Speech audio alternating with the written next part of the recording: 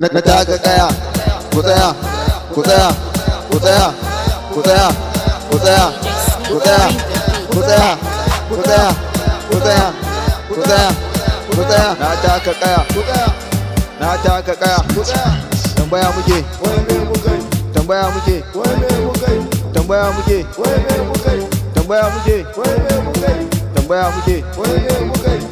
muke tambaya muke tambaya muke mu da kasar mu ta gagare mu, ana ta kashe mu, ana sungume mu, ana cutar mu, ana sankame mu, ko ta ina ana kundume mu, ana sace mu sai ka ce agogo. Ka shugaban kasa waya haka, yan siyasar mu ya kuke haka, mun zaɓe ku ya irin haka.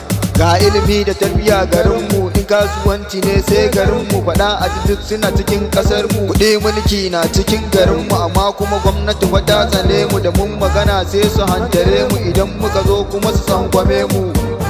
Wayya haka ya kuke haka.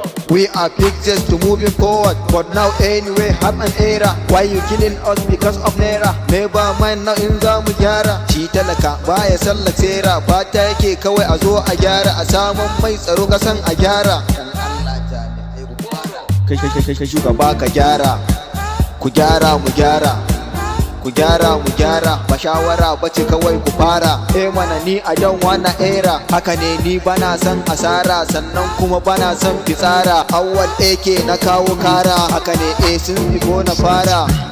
Gwamnati ki gyara, muna da malamai, muna da pastors, muna da masu kuɗi har da doctors. Sun kun faɗa ana jin batun ku, dan Allah ku magana a gyara. Sarakuna da masu unguwanni, dan Allah ku magana a gyara.